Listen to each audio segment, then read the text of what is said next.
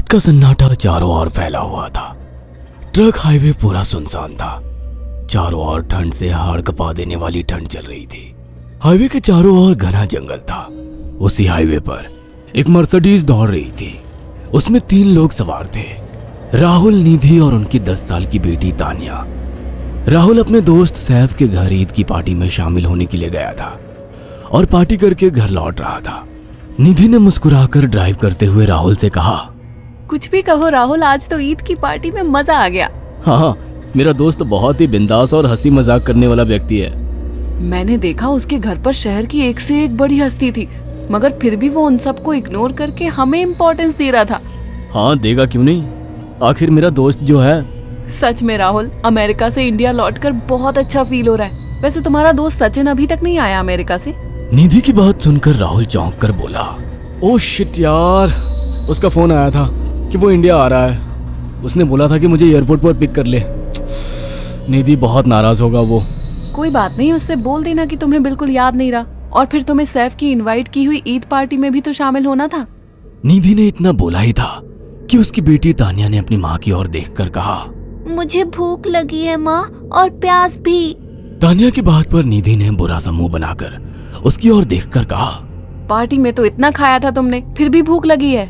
निधि की बात पर तानिया ने मासूम सा चेहरा बनाकर कहा, कोई बात नहीं मम्मी, मुझे पानी ही पिला दीजिए। कितनी बार बोला है मुझे मम्मी मत बोला करो। पानी अभी नहीं है, आगे जाकर कोई शॉप पड़ेगी तो बोतल खरीद के दे दूंगी। निधि की बात पर राहुल ने मुस्कुराकर कहा, छोटी बच्ची है निधि, इतना नाराज होना सही नहीं है। राहुल ने इतना कहा ही था कि अचानक एक काली परछाई राहुल की कार के सामने आकर खड़ी हो गई। राहुल के पैर अचानक ब्रेक पर पड़ गए। गाड़ी तेज रफ्तार में थी। ब्रेक अचानक लगने से पलटते पलटते बाल बाल बची थी।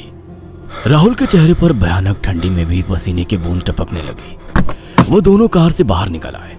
निधि ने डरते हुए कहा, आखिर कौन था ये? ऐसा लगा जैसे कि कोई भयानक काली परछाई मेरे कार के सामने आकर खड़ी हो गई हो। वो दोनों काली रात के सन्नाटे में इधर उधर देखने लगे। तभी निधि को एक घने पेड़ के पास दो चमकीली हुई आंखें दिखाई दी। उसकी आंखें बिल्कुल भेड़ियों की तरह लग रही थी।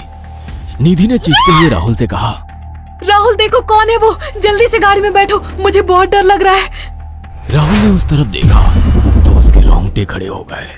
वो दोनों गाड़ी के अंदर बैठने ही वाले थे कि अचानक एक अजीब सा चेहरा वाला भयानक सा आदमी बिजली की रफ्तार से उनके सामने आकर खड़ा हो गया। राहुल ने देखा कि उसका चेहरा बिल्कुल सड़ा हुआ था और उसकी आंखें भेड़िए की तरह चमक रही थी।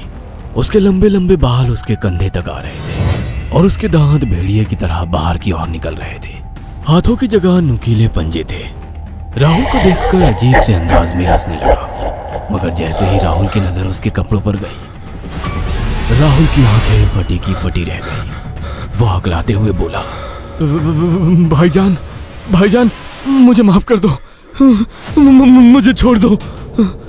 राहुल ने इतना कहा ही था कि अचानक उस अजीब से देखने वाले भयानक आदमी ने अपने पंजों से राहुल की गर्दन कसकर पकड़ ली और एक ही सेकंड में उखाड़ कर जमीन पर फेंक दी। राहुल के धड़ से लाल रंग का खून का फुहारा फूट पड़ा। इस भयानक मंजर को देखकर निधि के गले से एक जोरदार चीख निकल गई।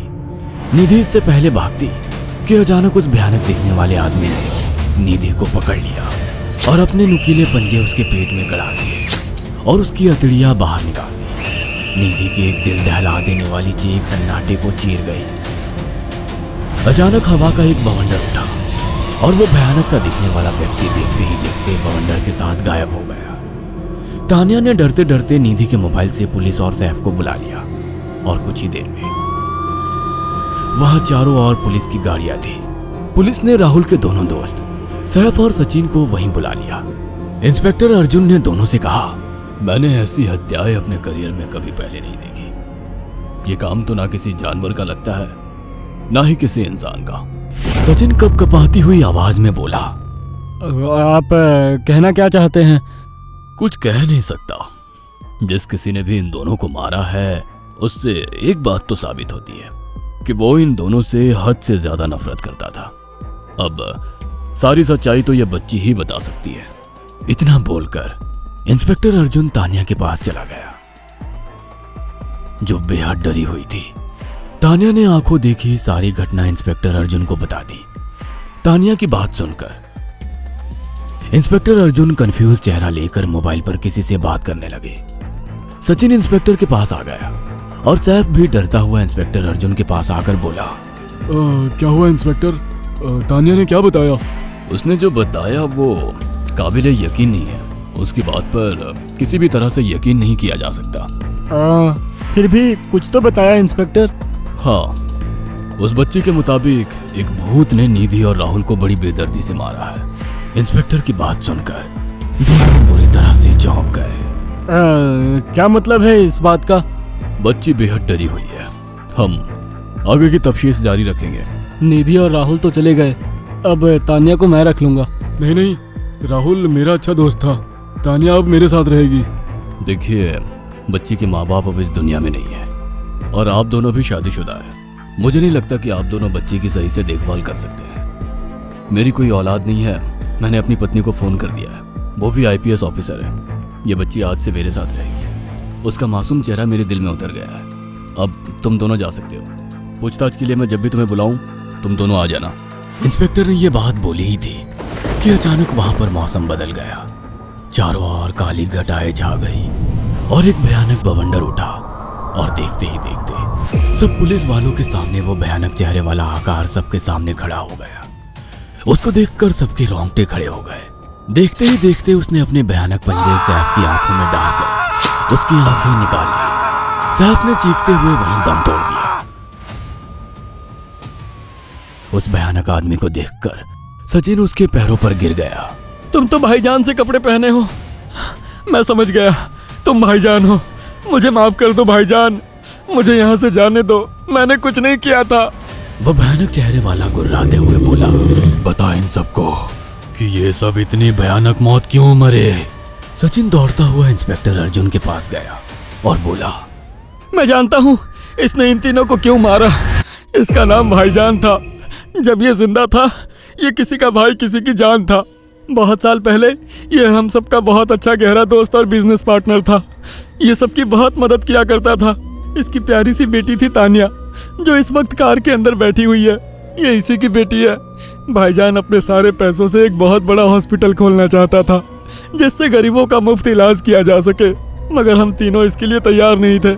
हमारी नीयत उसकी दौलत पर खराब थी और एक दिन हम सब धोखे से ईद के दिन भाईजान को यहाँ ले आए और इसे मारकर फेंक दिया। तो फिर तुम सबने इसकी बेटी को क्यों जिंदा छोड़ दिया? हमें बाद में पता लगा कि भाईजान ने सारी जायदाद अपनी बेटी के नाम कर दी है, इसीलिए हमने भाईजान की पत्नी को भी मार दिया। और तानिया का तुम 18 साल की उम्र पूरी करने का इंतजार कर रहे थे ताकि सारी जायदाद अपने नाम करा सको और बाद में उसे भी ठिकाने लगा सको। इसी के लिए तुम दोनों इस मासूम बच्ची को अपने साथ रखने की जिद कर रहे थे। जी, आपने बिल्कुल सही कहा। हम तानिया को भी इसी जगह लाकर मार देते। सचिन की बात सुनकर इंस्पेक्टर अर्जुन की आंखों में खून उतर आया। इंस्पेक्टर अर्जुन के कुछ कहने से पहले ही भाईजान बिजली की रफ्तार से इंस्पेक्टर अर्जुन की आंखों के सामने से सचिन को पकड़कर ले गया और उसके शरीर के टुकड़े टुकड़े कर दिए और हवा में उठे एक तेज बवंडर के साथ गायब हो गया। सारी घटना इंस्पेक्टर अर्जुन की आंखों के सामने हुई थी। तानिया को इंस्पेक्टर अर्जुन और उसकी पत्नी ने अपनी बेटी की तरह पाला।